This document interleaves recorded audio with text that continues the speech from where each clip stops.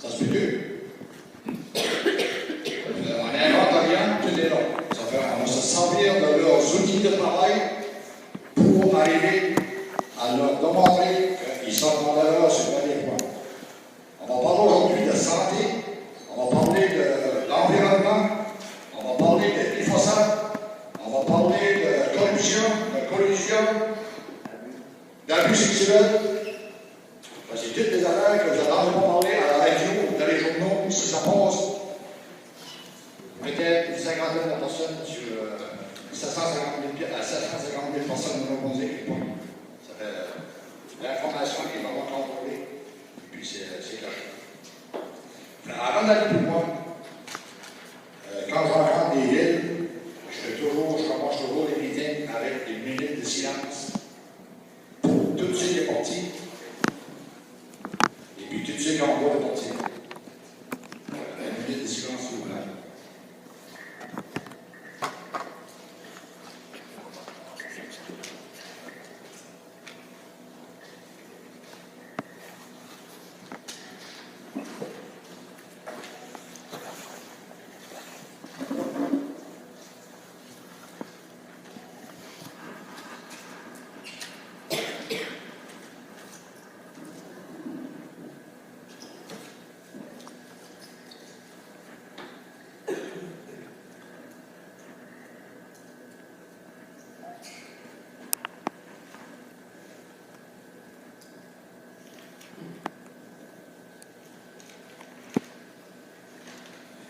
En demonçant. OK, je vais vous présenter la manuel carton des trois fondateurs. Donc, M. Donald Thomas, Donald de l'Asio. Ah, Donald de Saint-Marie là-bas. C'est le fondateur de la manuel carton. C'en est un. Il y a aussi ici M. Stéphane Hutchison, deuxième fondateur. Et aussi moi-même, je suis parti aussi fondateur de la manuel carton. Il y a aussi ici aujourd'hui 3 chefs indiens autochtones. Donc, M. Nick Prince, autochtone, et M. Hector Bellows Pictou. C'est des chefs. M. Pictou était en 1983 avec Jean Chrétien signé un traité. Avec Trudeau, excusez-moi, merci Stéphane, corrigé. Avec Trudeau. Et puis, il était le grand chef national des provinces atlantiques, M. Papineau Falls. M. Price, c'est un chef inheditaire de Papineau Falls, right? Yeah. OK. Il y a aussi Wilfred Prideau. Lui, c'est pour métis du grand de la ville de Tragédie. Métis, association métis. Il y a aussi un autre groupe. Le comité de sauvegarde de l'Amérique du Sud, M. Claude Chesson, ici aujourd'hui. L'Amérique du Sud? Oui, parce que le comité de sauvegarde de Whisky et M. Jean-Baptiste de Sauvegarde. C'est qu'il pourrait tout se lever, on peut les voir si possible, parce qu'en arrière, on ne les voit pas. Ah, tu sais, on est présentant. Oui, OK. Merci. Il y a eu le fond, M. Price. They want to see you on the back. M. Nick Price from Papineau Falls. He's at the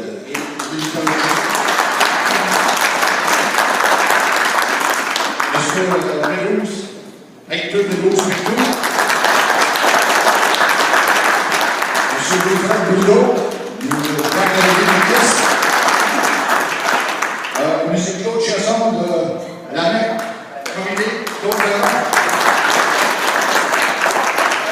Aussi, regardez ça, M. Laurent Ballet, abus sexuel de il y a aussi M. Edmond Beautour.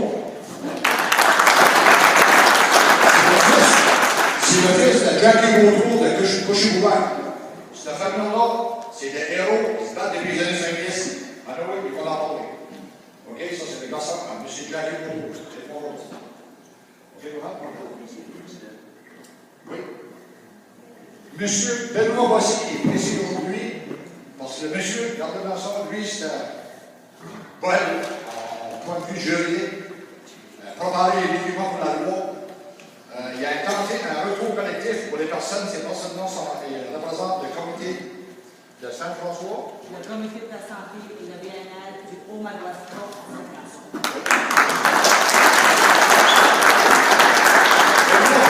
Aujourd'hui, on va essayer de coller mon téléphone et de vous parler.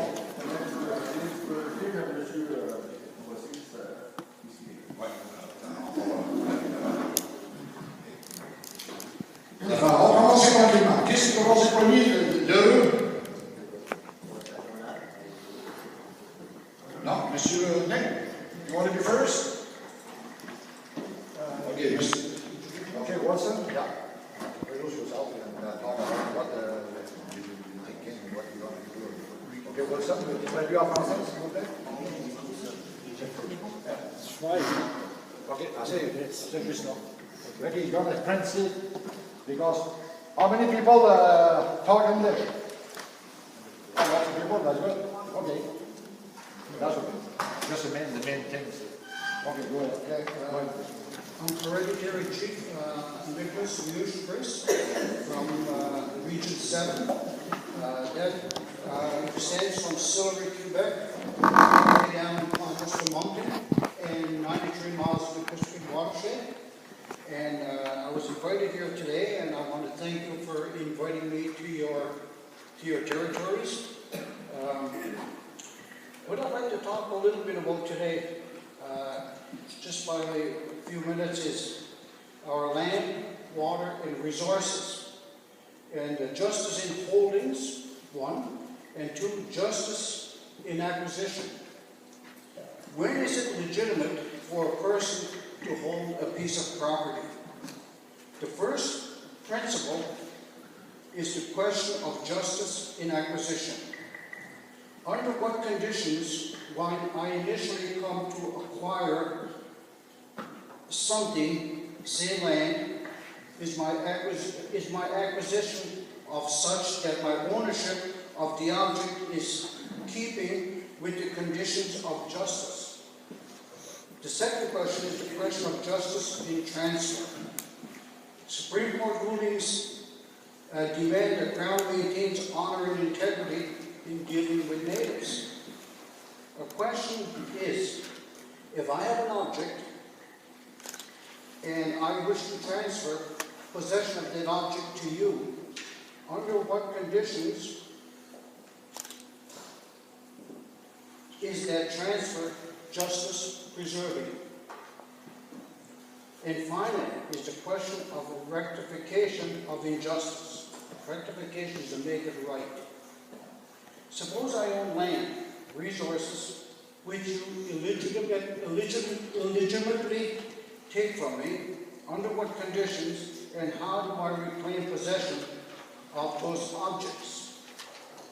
If a person acquires a holding in keeping in principle of justice in acquisition, a person is entitled to holdings we natives own Mi'kmaq in a way that is legitimate, rule following. My owning of this land is in keeping with the rules of justice. There never was a legal transfer of Mi'kmaq to the Crown. The Crown is not legally in possession of present-day Maritimes. What seems to matter is the process and not the outcome. Europeans came to possess this land. It makes all the difference in what the actual process by which Europeans came to possess this land. If, for example, if there's a car lot down the road from me which I didn't own, where an expensive car was parked, and I took that car without permission, my possession of that car is illegitimate, which I didn't engage in, whereby I could have come to have that car legitimately. If a thief takes your property, it doesn't make his possession of your property legitimate, even if you could have voluntarily given it to him. If I come to possess something illegitimately and I transfer it to you, even by legitimate means, it retains retains illegitimate status. Justification in holdings is historical. It depends on what actually happened. In particular, if something is owned as a result of a non-just acquisition, it produces non-just holding. If something is owned by a result of a non-just acquisition plus a just transfer, it still produces non-just holding. If something is owned as a result of a just acquisition and a non-just transfer, it still produces a non-just holding. And if something is owned as a result of a non-just acquisition and a non-just transfer, it is not that these two injustices cancel one another out. Again, we have an unjust holding. So there's 4 points in all of this. Unjust acquisition equals unjust holding. Unjust acquisition plus just transfer equals non-just holding. Unjust acquisition plus an unjust transfer, again, is non-just holding. And these 3 things have happened to us here in Mi'kmaq, to our territory, to our land. Number 4, just acquisition plus a just transfer equals a just holding. That has never, never, never happened. Supreme Court of Canada was very clear in stating that Aboriginal title and rights are a collective right and not a federal Indian band right. The courts made it clear that Native people are the rightful title holders and not the Indian Act bands. There's something out there called the doctrine of discovery that's based on the principles of domination. It is a fictional doctrine. It's like me going into your home and discovering you and your family there. That's simply not true. So you're there, you can't discover people. When we got here, when the Europeans got here, they found Native people on this continent. They put a flag down and they said, we claim this land, we claim sovereignty for some foreign king or queen or some foreign monarchy. At that point, terra nullius set in. Terra nullius is Latin for empty land. In other words, they were saying we Native people were not human enough to have sovereignty. The fact today that the Crown is still claiming sovereignty, they're still saying that we're not human enough to have sovereignty. And those of Native descent as well. This is not acceptable. There's something out there that you may not have heard of called manifest destiny. And I'll take a minute or two on this and then I'll close.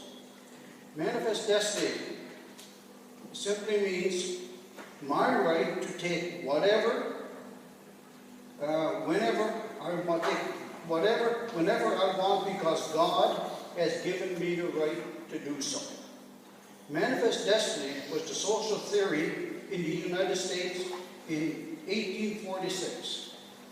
This claimed that the United States and its white Christian citizens were chosen by God. Because of this choosing, they were entitled to any land they pleased, despite who already owned it.